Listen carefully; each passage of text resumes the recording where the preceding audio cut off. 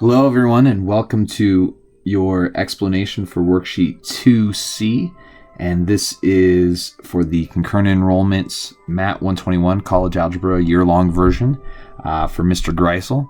We are currently in week 4. This week we're going to be working on worksheets 2B, 2C, and then the review, which is 2D. I think there's also an in-class review too. That will be posted on Schoology, but I'm not going to make like a video for that. When you see me this week for week 4, we are going to have a quiz in class, and that will be after me showing you how to do some stuff in class. Won't be the hardest quiz in the world, but it will be in person. So let's jump right into it and start talking about worksheets 2C. So looking at number 5. We have two things being multiplied, and this is tricky because there is some square roots involved. So we have to be very, very careful with our radical properties. So we're just going to FOIL this like normal and just be very, very mindful just to include those radicals wherever they fall and just deal with them as we go. So the first one's probably the hardest one. So 2 times the square root of x times 2 times the square root of x. The 2 times 2 turns into 4, and then square root of x times square root of x just turns into a regular x. So that first one's probably the most difficult. Then we get a positive 8 times radical x minus 8 times radical x. Well, those are going to cancel off because it's a positive version and a negative version of the same thing. And then 4 times 4 is 16. One's negative, so it's negative 16. So the 8 radical x's cancel each other off in the middle, and we're left with 4x minus 16. So looks like a difficult problem, but not too bad in the end. Okay, let's look at number 7. 7 is a factoring problem, but like I said on previous problems, if you want to make things easy for yourself and not have to be dealing with huge, difficult numbers, factor out what you can at the beginning. Well, with this one, everything has an x, so I know I'm going to be pulling an x, and then everything is even, so I know I can factor out a 2. So I'm going to pull a 2x out of everything. And that's what I've done here in green. And I'm going to kind of ignore that until the very end of the problem because it's not going to make any difference until the end. So now I'm just going to factor out what's left inside these parentheses. So 2 times negative 6 is negative 12x squared. The negative 11 goes on the bottom. And now two things that multiply to make negative 12 that add up to a negative 11. Well, I got negative 12 and positive 1. And those replace the negative 11 in the middle of my, the thing I'm factoring. Okay, so from here, we're going to put parentheses in here, and we're going to be mindful about that, just making sure that everything's well organized. I'm going to pull a 2x out of the first set of parentheses, and there's nothing really to pull out of the second set of parentheses, so I have to pull out something. So I'm going to just pull out a 1. So first set of parentheses turns into x minus 6, and the other one's x minus 6, so I know I've done it right. My coefficients are 2x and then plus 1, so I call that 2x plus 1. And then I can't forget about that 2x I pulled out at the very beginning. So I put that in front and call it done. Okay, number 9. Number 9 says just expand this into all of its factors. So all you're going to do is rewrite all the things that are being squared. You're going to just write them out. So there is a goofed on here a little bit. It's not x minus 3 times x minus 3 times x minus 3. There should only be 2 of those because it's only being squared. I think I thought it was cubed. So it should be 4 times x minus 3 times x minus 3. Cross off one of those because it's not supposed to be there. Times x plus 1 plus 8 times x minus 3 times x plus 1 times x plus 1. There you go. Okay, number 12. Looking at number 12, we have a trinomial up front that we have to FOIL, and then we have a binomial in back, meaning there's just 2 parts to it.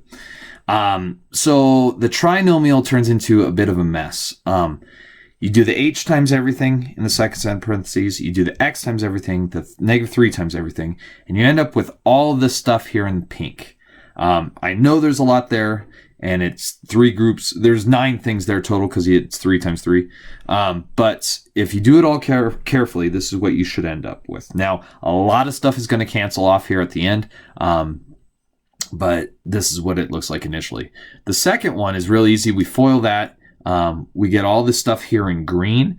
And the only thing you have to be mindful of is that second group of stuff has to be in parentheses because it's being subtracted and everything needs to be Everything needs to be subtracted. So I put the negative 3x and negative 3x in green together and got negative 6x, and then I changed all the signs, and that's how I got this next step.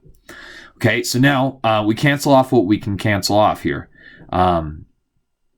So what cancels off? So we get the 9s cancel off, the positive and negative 9 cancel off, the negative 6 and the positive cancel off, the x squared and the negative x squared cancel off. So all we're left with at the very end of this is h squared plus 2xh minus 6h, all divided by h. Now you might be tempted to leave it like this, and it wouldn't be the end of the world if you did, but everything up top has an h in it. So what I'm going to do is I'm going to break this up into 3 fractions. H squared over h plus 2xh over h minus 6h over h. Cancel off all the h's that you can. So for the first one, there's 2 h's on top, 1 on bottom, so they cancel that off. The second one, just cancel the h's, and the last one, just cancel the h's. So you end up with, as a final answer, h plus 2x minus 6. Big, long problem, but like I said, a lot of stuff canceled off there. Okay, number 17. We have 3 over x minus 1 minus 5. Well, this is one of the ones we just have to get comfortable with. The way we do this is we're going to turn that 5 into a fraction and then make the bottoms the same and then combine them. So to turn it into a fraction, we just put it over 1. And then to make the bottoms the same, we just multiply by what's on bottom. So I multiply the second fraction by x minus 1 over x minus 1. We get all this. And then since the bottoms match now, we're able to combine the tops. So 3 minus 5 is 8. So it should be 5x plus 8 on top, and then the x minus 1 on bottom doesn't change, so that's done. Number 23. 23, at the very beginning, you only have to factor off one part of this, which is the bottom right. If you factor that out, and I didn't show my work for this, you just get x minus 1 times x minus 1, or x minus 1 squared, if you want. Okay, and that's in blue there. So now I need to make that left fraction look like the bottom of it look like the bottom of the right fraction. So it's only a single x minus 1, so I'm just going to multiply it by another one so that I get the x minus 1 times x minus 1. So I'm only multiplying the left fraction here. Up top, you're going to get x minus 1. On the bottom, you're going to get that x minus 1 times x minus 1, or it's going to turn into x minus 1 squared, which is what the right one is as well. And now that they match, I'm just going to combine the tops. Well, x plus negative x goes away. Negative 1 plus positive 1 goes away. So we get 0 up top. We still have the x minus 1 squared on bottom. But 0 divided by anything in the entire world is just 0. And that is done. Okay, so let's look at 24. 24 is a very, very long, difficult problem. But I broke it up into some different parts. And I hope this makes sense as we go through it. So first thing I'm going to do is I'm not going to worry about the bottom of this fraction. I'm just going to deal with the top first because we have 2 fractions subtracting. I'm going to try and combine them all into 1 fraction. So what I did here was I want the bottoms to match, so I multiplied the left fraction by x squared and x squared on top and bottom. And I multiplied the right fraction by x plus h squared and x plus h squared. And that's just to make the bottoms the same. That's all I'm doing here. Okay, up top on the left side in red, you're going to get x squared, and that's it.